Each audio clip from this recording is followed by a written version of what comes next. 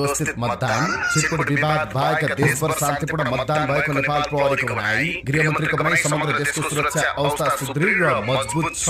आशंका गर्नेहरूले अहिलेको सरकारको पक्षमा निर्वाचन र संवैधानिक प्रणालीलाई पूर्णता दिने गृहमन्त्रीको दाबी। सशस्त्र प्रहरी बलका महानिरीक्षक आइजिपी राजु अर्यालको भनाई, निर्वाचनले नेपालको सुरक्षा निकाय कुनै पनि चुनौती समाधान गर्न सक्षम रहेको प्रमाणित गर्यो।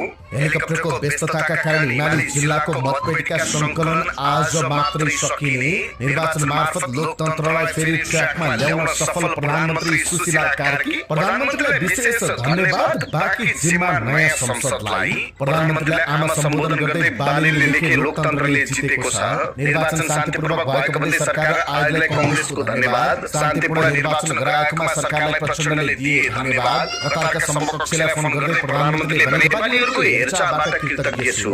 एक दुई सामान्य घटना बाहेक मधेसमा निर्वाचन शान्तिपूर्ण तथा उत्साहजनक